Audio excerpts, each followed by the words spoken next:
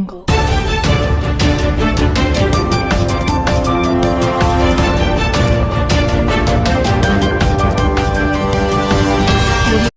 જિલ્લાના સંજેલી તાલુકામાં અનિલ શમન કેન્દ્ર ફાળવવામાં બાબતે કોંગ્રેસ પાર્ટીના કાર્યકર્તાઓ અને દિનેશભાઈ તાવિયાડ દ્વારા આવેદનપત્ર આપવામાં આવ્યું હતું।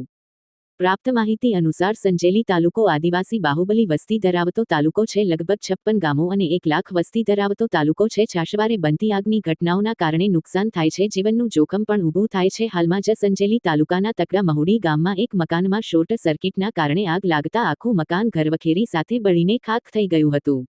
ખૂબ મોટા પાયે નુકસાન થવા પામી હતું। ફાયર બ્રિગેડના અભાવને કારણે ખૂબ મોટું નુકસાન થયેલું છે। જો ફાયર સુવિધા હોત તો આ નુકસાન અટકી શકતું। ભૂતકાળમાં પણ આ રજૂઆત થયેલી હતી, પણ સંજેલી તાલુકા ગ્રામ પંચાયત અને નગરપાલિકા ક્ષેત્રે હોવાને કારણે અહીં ફાયર બ્રિગેડ વસાવવાની શક્યતા એમ નથી, એવું તર્ક આપવામાં આવ્યું હતું। સંજેલી ગામ પંચાયતના આપ ફાયર સેફટી વસાવી શકે એટલી સક્ષમ નથી, જેથી ટ્રાયબલ ગ્રાન્ટ આપવા આવે તો વિશેષ ગ્રાન્ટ ફાળવણી કરવામાં આવે। રિપોર્ટર કપિલ બારિયા, સંજેલી।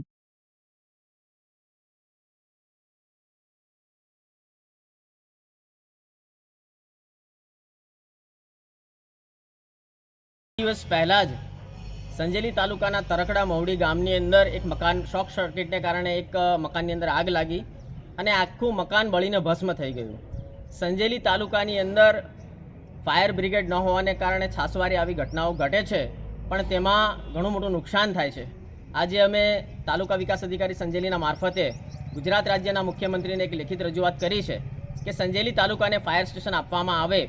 સંજેલી ગ્રામ પંચાયત છે, જાતે ફાયર સ્ટેશન કરી શકે એટલી ક્ષમતા નથી અને નગરપાલિકા ક્ષેત્ર હોય તો તે જાતે પોતાનું ફાયર સ્ટેશન વસાવી શકે એમ છે, પણ આવનારા 25-30 વર્ષ સુધી પણ નગરપાલિકા થઈ શકે એવી સંજેલીમાં કોઈ પરિસ્થિતિ ન હોવાને કારણે શું જનતા ફાયર સ્ટેશન વગર રહેશે? એટલે માનનીય મુખ્યમંત્રીશ્રીને આજે અમે આવેદનપત્ર આપીને રજૂઆત કરી છે કે ટ્રાયબલની ગ્રાન્ટમાંથી કાં તો કોઈ વિશેષ ગ્રાન્ટ ફાળવીને સંજેલી તાલુકાને ફાયર સ્ટેશન આપવામાં આવે।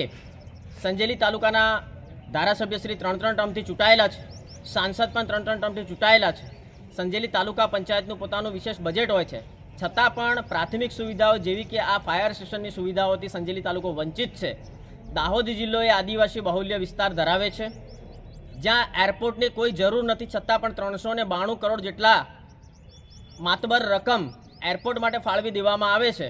તો અમે માનનીય મુખ્યમંત્રીશ્રીને કહેવા માંગીએ છીએ કે અહીંયા એરપોર્ટની કોઈ જરૂરિયાત નથી, ફાયર સ્ટેશન જેવી પ્રાથમિક જરૂરિયાતોની જરૂરિયાત છે, તો વિશેષ બજેટની ફાળવણી કરી અને જલ્દીથી જલ્દી સંજેલી તાલુકાને ફાયર સ્ટેશન આપવામાં આવે એવી અમે રજૂઆત કરી છે।